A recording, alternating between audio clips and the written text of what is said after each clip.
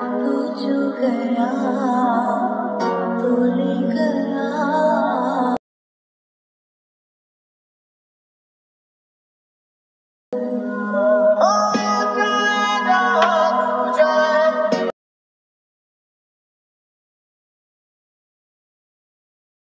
ওকে, so কেমন আছেন আপনারা?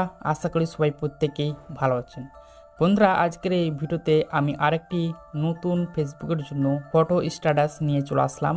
আপনারা যে ইতিমধ্যে যে প্রিভিউতে যে ফটো স্ট্যাটাস যে ভিডিওটা দেখতে পেলেন, আপনারা যদি এরকম ফটো স্ট্যাটাস ভিডিও বানা শিখতে চান আপনার নিজের পছন্দের ফটোর মাধ্যমে, তাহলে আপনারা আজকের এই ভিডিওটা লাস্ট পর্যন্ত দেখতে থাকুন।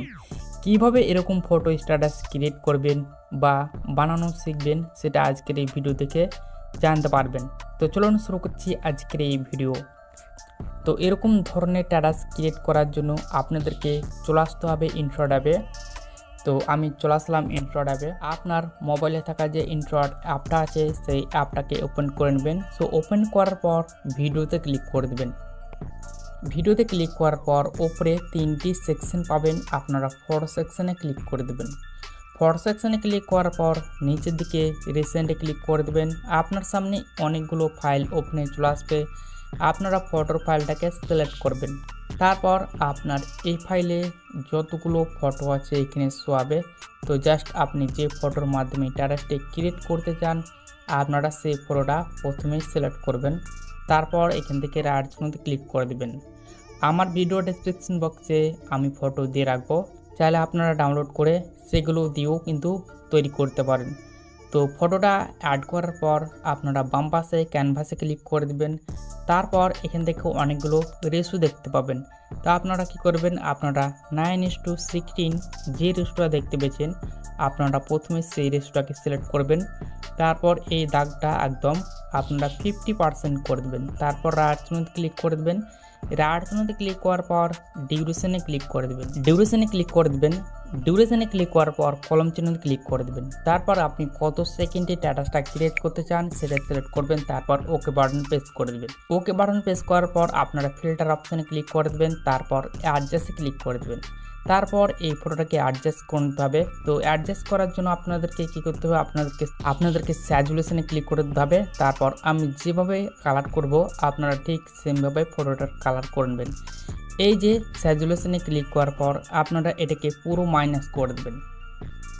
পুরো মাইনাস করার পর আপনারা স্ক্রল ডাউন করে চলে যাবেন একটু ডান সাইডের দিকে। তারপর আপনারা ভিগনেটে ক্লিক করে দেবেন। তারপর এটা আপনারা 70% সিলেক্ট করবেন। তারপর রাইট চিহ্নতে ক্লিক করে দেবেন। রাইট চিহ্নতে ক্লিক করার পর আপনারা এখান থেকে আবার রাইট চিহ্নতে ক্লিক করে দেবেন।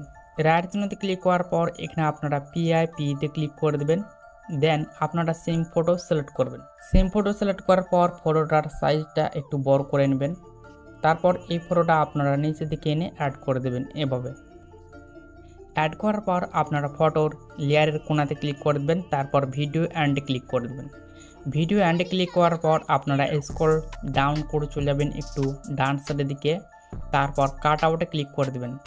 কাট আউটে ক্লিক করার পর আবার বাম পাশে কাট আউট পাবেন, তারপরে আবার ক্লিক করে দেবেন। তারপর এই ফটোটার যেটা ব্যাকগ্রাউন্ডটা ছিল সেই ব্যাকগ্রাউন্ডটা রিমুভ হয়ে গেল। তারপর এখান থেকে রাইট চিহ্নতে ক্লিক করে দেবেন। রাইট চিহ্নতে ক্লিক করার পর এখান থেকে আপনারা আবার পিতে ক্লিক করে দেবেন। পিতে ক্লিক করার পর আমি এই ফাইলে ক্লিক করে দেবো। তারপর এখান থেকে আমি ডাউনলোড ফাইল সিলেক্ট করে নেব। তারপর এখান থেকে আমি একটি পিএনজি আমি শ্যাডো নিয়ে নেব। এখান থেকে আমি একটি পিএনজি শ্যাডো নিয়ে নিলাম। সো শ্যাডোটা নেওয়ার পর এরকমভাবে আপনারা ফুল স্ক্রিন করে দেবেন। তারপর এটাকে আপনারা নিচের দিকে এনে এভাবে অ্যাড করে দেবেন।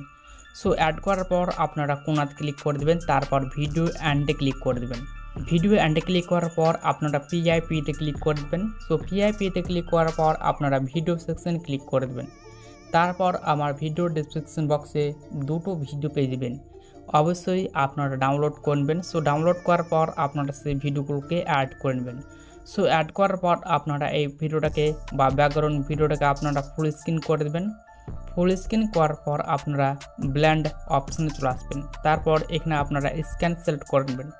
তারপর রাইট চিহ্নতে ক্লিক করে দেবেন। সো রাইট চিহ্নতে ক্লিক করার পর আবার পিতে ক্লিক করে দেবেন। তারপর এখান থেকে আমি একটি লিরিক্স ভিডিও নিয়ে নেব। লিরিক্স ভিডিওটা নেওয়ার পর এরকমভাবে একটু বড় সাইজ করে নেব। তারপর এটাকে আমি নিচের দিকে এনে ঠিক পজিশনে অ্যাড করে দেব। সো অ্যাড করার পর আপনারা ব্লেন্ডিং অপশনে চলে আসবেন।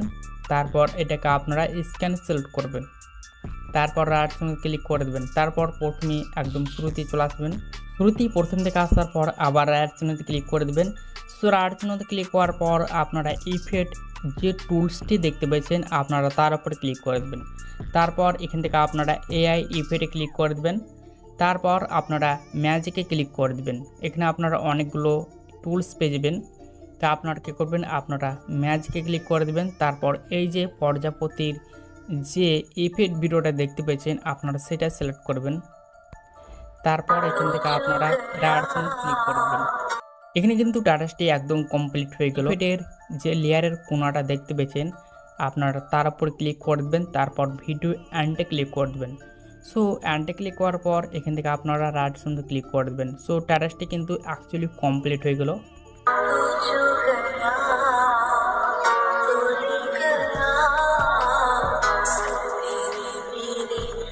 এই টাস্ক ভিডিওটাকে সেভ করার জন্য আপনারা এক্সপোর্ট বাটনে ক্লিক করে দেবেন। তারপর এখান থেকে আপনারা আবার এক্সপোর্টে ক্লিক করে দেবেন, দেখবেন সেটা সেভ হতে চলেছে।